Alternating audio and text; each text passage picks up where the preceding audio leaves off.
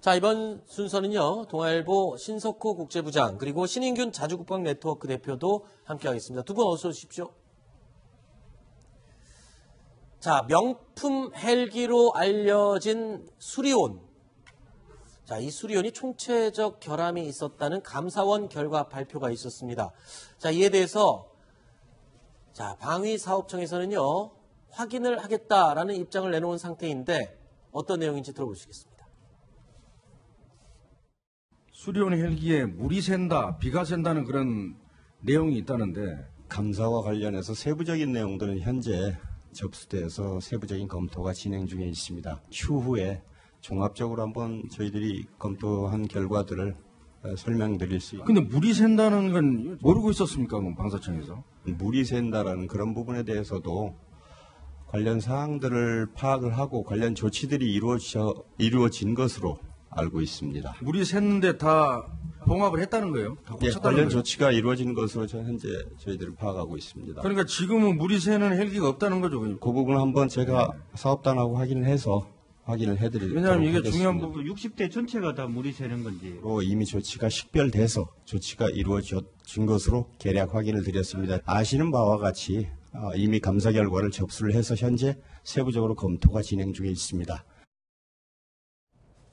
자, 이야기 한번 해보겠습니다. 개발과 양산 비용에만 2조 7천억 원이 투입된 그런 수리온 헬기입니다. 그런데 조금 전에 기체에 물이 샌다. 그리고 프로펠러가 본체를 때린다. 그리고 엔진이 결빙된다. 뭐 이렇게 얘기가 나오는데 먼저 엔진이 결빙된다는 게 무슨 말인가요? 사진 보면서 설명을 해주시죠. 네, 이제 저 왼쪽에 있는 사진이 공기 흡입구예요. 아, 이쪽으로 엔진 공기가 흡입되는 곳이군요. 그렇죠. 그 안에 엔진이 있고 이제 공기를 빨아당겨야 이제 네. 터빈을 돌리니까요. 그게 이제 언다는 말이고, 그리고 그 오른쪽에 있는 것은 동체 윗부분 양쪽에 있는 건데 네. 어떤 그 냉각 덕트라고 해가지고 결빙을 방지시켜주고 엔진에 이제 어떤 그 온도가 급격하게 변하는 것을 막아주는 그런 역할을 하는데 그게 이제 결빙이 되니까 네. 엔진 온도를 제어를 못하는 거죠. 아, 그러면 이게 무슨 문제인가 하면은 우리 같은 경우에 그럼 이게 군용 헬기고 전투용 헬기이기 때문에 당연히 우리 한반도에서의 전쟁 상황을 염두에 두고 개발했을 거잖아요. 그렇겠죠. 그럼 어떤 염두에 두었냐? 바로 개마고원에 가서 네. 어떤 그 북한 게릴라의 소탕 작전을 한다든지 뭐 이런 거 있지 않겠습니까? 그렇죠. 그래서 우리나라에서 제일 높은 산이 백두산 2,744m죠. 네. 그래서 이 수리온 헬기는 3,000m 상공에서도 이 정지 비행을 할 수 있게끔 이렇게 요구 조건이 들어 있었어요. 그쪽 상공에서는 기온이 훨씬 낮죠. 훨씬 낮죠. 예. 네. 그래서 개마고원에서도 작전할 수 있게끔 해서 이제 영하 30도 이렇게 요구사항을 했는데 우리나라에서는 영하 30도를 평가할 수 있는 곳이 없잖아요. 그래서 알래스카에 가서 평가를 했습니다. 네. 평가를 했는데 100여 가지 어떤 요구사항 중에서 한 29가지가 실패를 했어요. 네. 그럼에도 불구하고 오케이 판정을 내려서 납품에 성공하고 전력화되었고 뭐 이런 문제입니다. 네. 이 수리온 결함 문제는요, 과거에도 계속 반복되었던 문제였습니다. 언제부터? 2013년도부터 윈드실드, 그러니까 앞부분에 있는 바람막이 부분을 이 프로펠러가 돌아가면서 때려서 파손이 된다. 2014년도에도 전선 절단기가 메인 로터와 충돌하는 사건, 2015년도 방빙 장치 엔진 결함 3차례, 심지어 이때는 비상 착륙 2번이나 있었고요. 한 번은 추락되기도 했습니다. 그리고 또 2016년도에는 기체가 균열이 돼서 67일 동안 운항이 중단되기도 했습니다. 끝이 아닙니다. 또 있습니다. 2016년도에 176일간 운항이 중단되고요. 역시 결빙 시험 불합격으로 납품 자체가 중단이 됐었습니다. 근데 2017년도 또 운항 중단되고 지금 이게 계속 매년 일어나는 이런 상태인데 이게 완전히 이렇게 부실 덩어리고 고철 덩어리로 봐야 됩니까? 이건 장점이나 전혀 공격 헬기로는 능력이 없는 건가요? 아니, 공격 헬기는 아니고 사람 실어 나르는 기동 헬기입니다. 아, 그래요? 기동 헬기인데 저는 아까 우리 이 제목이 이 꼭지 제목이 명품 헬기다. 네. 이렇게 이야기를 하던데 저는 한 번도 명품이라고 생각해 본 적이 없어요. 아, 그래요? 예. 그리고 이 헬기는 우리 같은 전문가들 사이에서는 애초에 개발 시작할 때 논란이 굉장히 많았었습니다. 네. 과연 왜 우리가 이걸 해야 되냐? 네. 예를 들어서 21세기에 쓰려고 하면은 21세기 어떤 정상 상황에 맞는 것을 해야 되는데 네. 이 헬기가 말이죠. 명품이 아닌 것이 원래 설계가 1960년대 설계를 한 겁니다. 그래서 유로콥터라는 프랑스의 헬리콥터 회사에서 설계를 해서 그들이 쓰다가 우리 예전에 우리 자동차 산업 아주 뒤처져 있을 때 조립 생산이라는 거 아시죠? 네. 돈을 주고 그 라이센스를 사서 조립 생산하는 겁니다. 그런데 우리 국산 헬기라고 해야 되니까 부품 국산화를 많이 해야 되죠. 네. 그러니까 애초에 만들었던 헬기에다가 부품 국산화를 하는데 그런데 이 헬기가 원래는 우리나라가 가지고 있는 UH-60 블랙호크하고 동급의 헬기예요. 네. 그런데 UH-60하고 블랙호크하고 동급의 헬기를 또 대량으로 도입하는데 이게 또 안 맞잖아요. 네. 일부러 또 다운그레이드를 시킵니다. 네. 그래서 엔진하고 이런 건 UH-60 블랙호크하고 똑같은 건데 일부러 다운그레이드를 시켜서 블랙호크보다는 조금 더 적재량이 못하게끔 만드는 거예요. 네. 예를 들어서 이 유로콥터에서 쓰던 이 쿠거라는 원형의 헬기는 22명이 타는 헬기인데 우리 거는 13명만 탑니다. 네. 이런 식으로 조금 다운그레이드 시켜서 국산화를 많이 하다 보니까 그 과정에서 부품이 제대로 정착이 안 되고 뭐 이런 여러 가지가 생기는데 애시당초 그러니까 생산될 때 초기에서부터 문제가 충분히 발생할 수 있는 그런 헬기였군요. 자, 그리고 이런 헬기를, 즉, 말트를 하나 만드는데, 불과 5년 만에 완성해서 전략화 성공한다. 이건 뭐 세계에서 있을 수 없는 일인데, 그걸 해냈죠. 해냈다는 것은 그만큼 눈 감아주고, 또 급행하고, 뭐 이런 것들이 많았다. 이럴 수밖에 없는 거죠. 네.